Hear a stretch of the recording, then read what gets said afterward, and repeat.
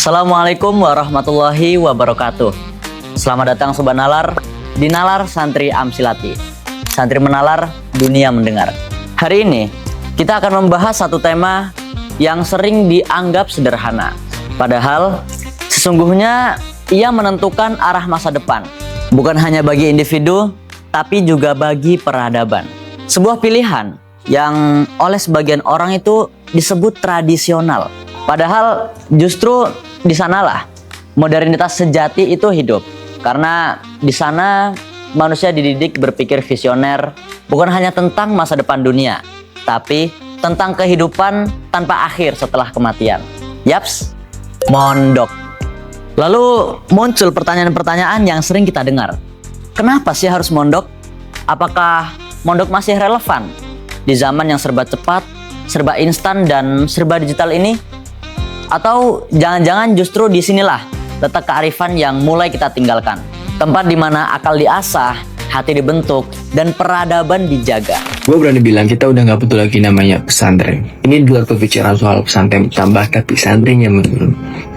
Banyak muslim masih menganggap bahwa pesantren itu tempat terbaik buat membentuk karakter. Tapi karakter kayak apa yang dibentuk? Taat, patuh, nurut, atau justru diam, gak kritis, dan gak teknologi. Kalau Fresh, seorang pakar pendidikan asal Brazil, dia bilang pendidikan yang memisahkan manusianya dari realitas sosialnya hanya akan menciptakan manusia patuh, bukan merdeka. Lo bayangin di tengah dunia sedang memberikan informasi ke lo tentang apa yang terjadi di kehidupan ini, tapi lo nggak tahu karena informasi itu nggak sampai ke lo. As you know, di pesantren nggak boleh waf. Sobat Nalar, setiap kali ada yang ngomong kayak gini, saya jadi curiga nih. Jangan-jangan dia belum pernah memahami sepenuhnya arti pesantren. Katanya santri nggak kritis. Loh, kalau nggak kritis, terus siapa yang tiap minggu rapat bahsul masail, ngebahas hukum tentang fintech, jual beli online, sampai soal AI? Itu diskusinya bukan cuma 5 menit sobat, tapi bisa sampai berjam-jam. Bahas satu kalimat bisa sampai subuh. Jadi ya, selain berpikir kritis, juga tentunya berpikir keras. Katanya juga, santri nggak update karena nggak pernah megang HP. Jadi menurut logika itu, orang yang nggak scroll TikTok sehari otomatis jadi bodoh dong. Padahal di sekolah formal aja, guru juga suka larang murid bawa HP ke kelas. Supaya fokus, bukan supaya kudet. Dan mari jujur, Sobat Nalar, berapa banyak penakalan remaja zaman sekarang yang akarnya justru dari HP? Mulai dari kecanduan game, konten tidak pantas, sampai kehilangan sopan santun di kolom komentar. Jadi kalau pesantren membatasi HP, itu bukan karena anti teknologi, tapi karena tahu teknologi itu seperti pisau. Kalau salah pakai ya bukan cuma tangan yang luka, tapi juga moral anak bangsa. Dan ditambah dia bilang, pesantren itu nggak realistis dengan kehidupan sosial. Wah, ini jelas lahir dari cara pandang yang belum memahami pesantren secara utuh. Sebab justru pesantren adalah miniatur masyarakat sosial yang paling kompleks dan fungsional. Di dalam pesantren, setiap santri dididik melalui pendidikan berbasis kemandirian. Mereka belajar self-regulated learning. Bagaimana menata hidup tanpa ketergantungan, menyusun target, dan menghadapi tantangan hidup dengan resilience dan disiplin, serta mengelola waktu secara produktif tanpa kehilangan nilai social usefulness atau kemanfaatan sosial. Pendidikan di pesantren bukan sekedar pengajaran teoritis, tapi berbasis pengalaman, atau dalam istilah akademiknya disebut experiential learning, yakni pembentukan karakter melalui pengalaman langsung dalam kehidupan sehari-hari. Struktur sosial pesantren juga terbangun dengan sistem yang hierarkis dan terukur. Ada pengurus kamar, seksi keamanan, bendahara, hingga dewan asatidz dan pengasuh. Inilah model sosial governance dalam skala mikro, di mana santri belajar kepemimpinan, manajemen ekonomi pesantren, dan tanggung jawab moral sebagai bagian dari masyarakat. Dengan sistem itu, santri belajar menjadi agent of change, pemimpin yang tumbuh dari disiplin, kesederhanaan, dan tanggung jawab sosial. Mereka memahami etika kolektif atau communal ethics. Dan mereka belajar bahwa kemuliaan hidup bukan diukur dari status, tapi dari kontribusi. Jadi ya, kalau masih ada yang menuduh pesantren terisolasi dari kehidupan sosial. Itu sama aja seperti menuduh laut tidak memiliki ombak. Padahal justru ya dari sana gelombang peradaban lahir dan terus bergerak. Dan lebih dari itu, pesantren adalah satu-satunya lembaga pendidikan yang mempelajari ilmu agama secara sistematis. Bukan hanya membaca teks, tapi juga mempraktekkan konteksnya dalam kehidupan nyata. Di pesantren, tafakuh fiddin bukan sekedar slogan, tapi napas dari seluruh sistem pendidikan. Setiap pelajaran, setiap halakoh, setiap munadzarah, semuanya diarahkan untuk melahirkan insan yang memahami agama secara utuh. Teorinya hidup di kepala dan nilainya tumbuh di hati. Sebagaimana sabda Nabi Muhammad SAW, "May yuridillahu bihi khairan yufaqihu fiddin." Barang siapa yang Allah kehendaki kebaikan kepadanya, maka Allah akan memahamkannya dalam urusan agama. Hadis riwayat Al-Bukhari dan Muslim. Artinya sederhana, orang yang benar-benar ingin memperoleh kebaikan dari Allah harus berjuang memahami agama. Bukan sekedar mengutip, tapi menghayati. Dan tempat terbaik untuk itu adalah pesantren. Karena di sanalah ilmu dan adab tumbuh beriringan melalui sistem pendidikan yang paling mendalam, terstruktur secara sistematis, dan diwariskan langsung dari tradisi keilmuan para ulama. Menghapus eksistensi pesantren sama artinya dengan menghilangkan sumber pemahaman agama yang mendalam. Dan ketika pemahaman agama itu hilang, maka hilang pula kebaikan dari diri manusia. Maka berusaha menghilangkan pesantren itu sama aja berusaha menghapus kebaikan dari peradaban manusia. Sobat Nalar, kalau tadi kita ngomongin soal eksistensi pesantren, sekarang yuk kita geser dikit pembahasannya ke pertanyaan yang paling dasar tapi sering dilupakan.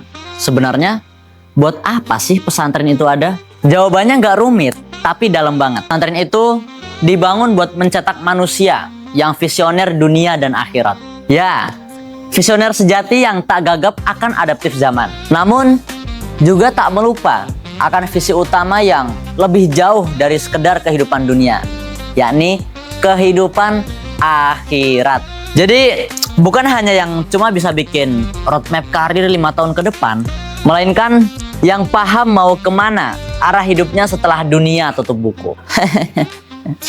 Lucunya, banyak orang sekarang bangga banget dibilang visioner, punya planning, punya target, punya strategi. Tapi ketika ditanya, "Bro, udah siap planning setelah mati belum?" Langsung diem sambil senyum tipis. Padahal dalam Islam, manusia yang paling cerdas itu bukan yang paling viral dan eksis di kehidupan dunia, tapi yang paling sadar kalau hidup ini cuma sementara. Dalam literatur klasik, dunia disebut mazro'ah al-akhirah, ladang buat nanam amal sebelum panen di akhirat. Nah, pesantren hadir buat ngajarin gimana cara nanam yang benar, biar hasil akhirnya bukan penyesalan, tapi keselamatan. Secara akademik, ini sejalan dengan konsep eschatological education, pendidikan yang bukan cuma nyiapin murid buat di-survive di dunia, tapi juga buat sukses di kehidupan setelahnya. Karena logikanya gini, buat apa seseorang jago manajemen kalau gagal memanajemen hawa nafsunya? Pintar ekonomi, tapi nggak tahu cara menghitung hisab di hadapan Allah. Itu ya kayak pinter bikin jembatan, tapi jembatannya menuju jurang. Qala Rasulullah SAW, "Al-kayisu man dana nafsahu wa amila lima ba'dal maut. Wal ajizu man atba'a nafsahu hawaha wa tamanna 'ala Allah." Artinya, orang yang cerdas adalah orang yang mampu mengendalikan dan menundukkan dirinya dan beramal untuk kehidupan setelah mati. Sedangkan orang yang lemah adalah orang yang menuruti hawa nafsunya, namun berharap-harap kosong kepada Allah. Hadis riwayat Tirmidzi. Nah, di sini kita baru ngerti, ternyata orang paling smart versi Rasulullah itu bukan yang IP-nya 4,00, tapi yang bisa ngatur dirinya dan punya visi post-death management. Wah, keren ya. Bahkan hadis ini udah lebih dulu ngomongin konsep self-control dan future orientation. Jauh sebelum psikologi modern ngebahas delayed gratification. Dan disinilah pesantren main di level yang nggak banyak orang sadari. Ia bukan cuma ngajarin ilmu dunia, tapi ngajarin arah hidup. Pesantren itu kayak universitas kehidupan. Teorinya dipelajari di kelas, prakteknya dijalani di asrama. Santri belajar bagaimana berpikir logis, hidup disiplin, dan yang paling penting, ngerti kapan harus tunduk sama aturan dan kapan harus berpikir kritis. Dan yang menarik Sobat Nalar, bahkan Rasulullah Shallallahu Alaihi Wasallam pernah ngasih warning yang cukup keras. Bunyinya, Innallaha ta'ala yubghidu kulla alimin bid dunya jahilin bil akhirah. Sesungguhnya Allah membenci setiap orang yang ahli dalam urusan dunia tapi bodoh dalam urusan akhirah. Hadis riwayat Abu Hurairah, sanadnya Hasan. Bayangin Sobat Nalar, bukan cuma manusia yang kecewa, tapi Allah sendiri sampai membenci orang yang jenius soal dunia tapi gagal paham arah hidupnya menuju akhirat. Dan di titik itu pesantren hadir bukan untuk menolak dunia, tapi biar manusia nggak sampai jadi ahli dunia yang dibenci oleh Allah. Maka kalau ada orang yang bilang pesantren itu kuno, ya mungkin mereka belum ngerti. Pesantren bukan sedang ngajarin anak biar bisa hidup di dunia, tapi biar bisa selamat setelah dunia. Karena begitu pesantren hilang, yang hilang ya bukan cuma tempat mondok, tapi sumber pemahaman agama yang menjaga nalar, akhlak, dan arah hidupnya manusia. Sederhananya, menghapus pesantren itu ya sama aja kayak mencabut akar kebaikan dari peradaban. Sobat Nalar, kalau tadi kita sepakat bahwa pesantren mendidik manusia biar visioner akhirat, sekarang mari kita ukur seberapa panjang sih masa di akhirat itu. Karena kadang manusia itu lucu, sibuk banget mikirin masa depan 5 tahun ke depan, tapi nggak pernah mikir masa depan yang nggak ada ujungnya. Padahal Al-Quran udah ngasih spoiler besar-besaran tentang betapa panjangnya kehidupan setelah mati. A'udzu billahi minasyaitonir rajim. Bismillahirrahmanirrahim. Labitina fiha ahqaba. Artinya, mereka tinggal di dalamnya untuk waktu yang sangat panjang. Quran Surah An-Naba ayat 23. Dalam tafsir Al-Qurtubi, ayat ini dijelaskan dengan satuan waktu yang bikin kepala panas kalau dihitung pakai kalkulator dunia. Nih biar gampang, kita buat skemanya.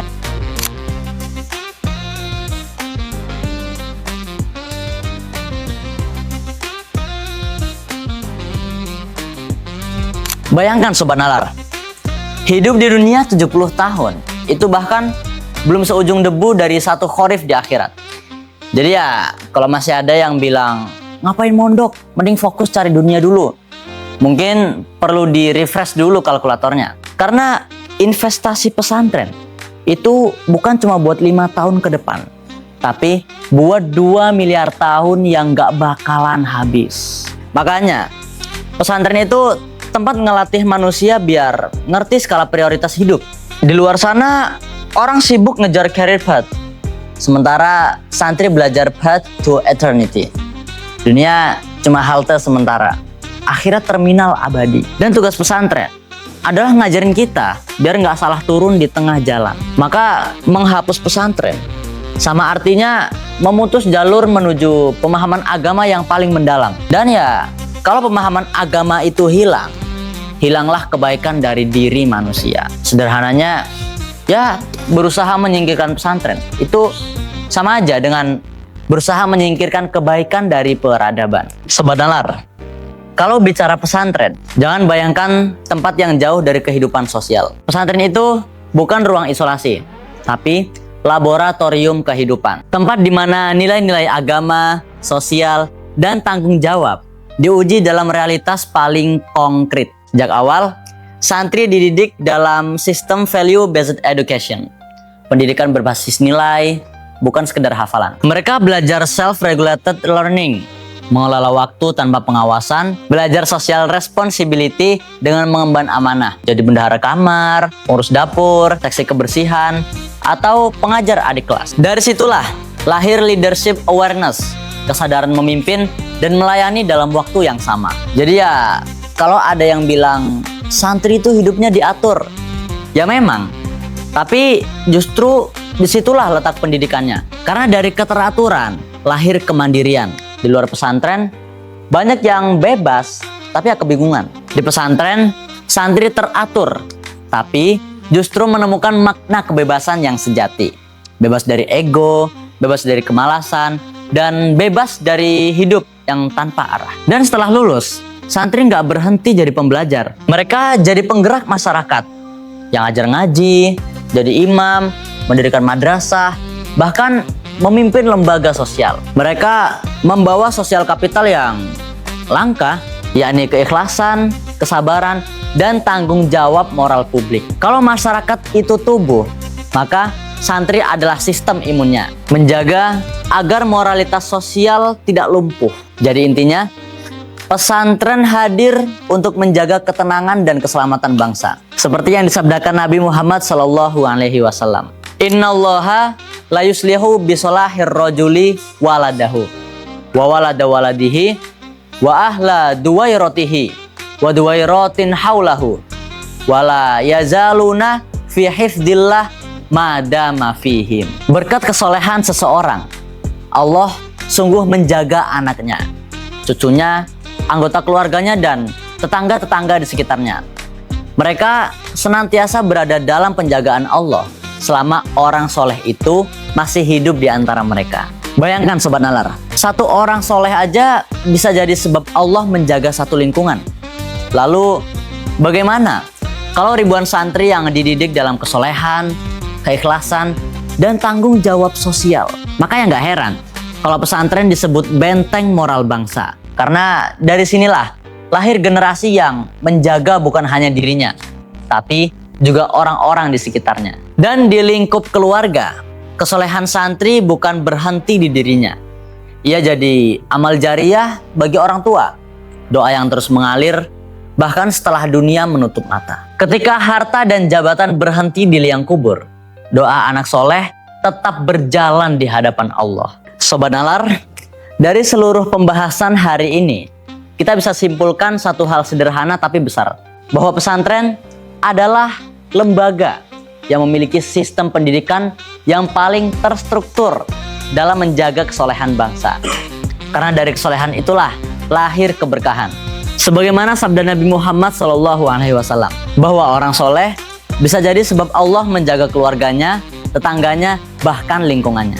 Maka kalau mau bicara tentang lembaga yang paling berpotensi menjaga masa depan moral bangsa, ya tentu pesantren lah jawabannya. Karena disinilah agama diajarkan bukan hanya lewat teori, tapi lewat laku dan tanggung jawab sosial. Lalu bagaimana dengan kasus-kasus yang terjadi pada sebagian oknum di pesantren? Ya tentu itu harus dievaluasi secara serius dan masif. Tapi mengeneralisasi nilai pesantren dari kasus itu sama seperti menyalahkan sumur karena ada anak yang tenggelam. Padahal dari mata airnya justru menyelamatkan lebih banyak orang. Nah, yang perlu dibenahi itu perilaku, bukan malah anti sistem yang menanamkan kebaikan. Analogi gampangnya begini. Agama Islam itu sudah sempurna, langsung disyariatkan oleh Allah melalui Nabi Muhammad SAW. Bismillahirrahmanirrahim. Al-yauma akmaltu lakum dinakum wa asmamtu alaikum ni'mati wa raditu lakumul Islam madina. Pada hari ini telah aku sempurnakan untukmu agamamu, dan telah aku cukupkan nikmatku atasmu, dan telah aku ridhoi Islam sebagai agamamu. Quran Surah Al-Ma'idah ayat 3. Tapi kenyataannya masih ada juga kayak pencuri, penipu, dan pengkhianat. Apakah itu berarti Islam yang salah? Ya tentu tidak. Dalam bahasa ilmiah, ini disebut evaluasi substantif terhadap sistem nilai, bukan judgement destruktif terhadap pelaku. Artinya yang diuji adalah apakah kurikulumnya mendidik kebaikan, bukan apakah semua muridnya sempurna. Karena kalau kesalahan manusia dijadikan tolak ukur keburukan lembaga, maka Tak ada satupun sistem pendidikan yang selamat dari tudingan. Dan kami tegaskan, ini juga bukan soal pembelaan ya, Sobat Nalar. Yang salah ya tetap kami salahkan. Tapi kami sebagai santri merasa punya kewajiban untuk menyampaikan apa yang kami rasakan dan kami ketahui tentang hakikat ajaran pesantren.